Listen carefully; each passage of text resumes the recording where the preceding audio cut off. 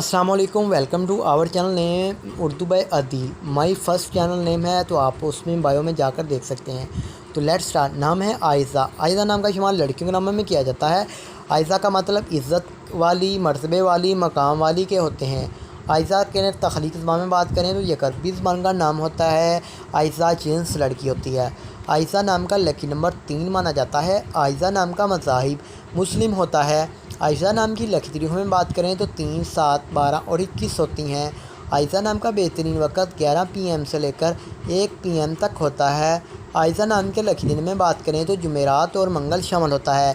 अब बात कर लेते हैं कि आयशा नाम वाली लड़कियाँ कैसी होंगी। आप अपनी ज़िंदगी को हर लिहाज से बेहतर अंदाज में गुजारना चाहते हैं, आप लाइफ में कामयाब होना चाहते हैं। आयशा नाम के हाकिम शहर में शीतरी शामिल होगी। और आयशा नाम की मुआफ़िज़ातों में बात कर ली जाए तो कांसी भी शामिल होती है। आयशा नाम के लकी कलर्स में फ़िरोज़ी पत्थर, लकी कलर्स में पीला, सब्ज़ और सुर्ख रंग शामिल होगा। पत्थरों में बात कर ली जाए तो फ़िरोज़ी, नीलम, रूबी और नीलम पत्थर शामिल होंगे। Thanks for watching this video. खुदा हाफिज़। टेक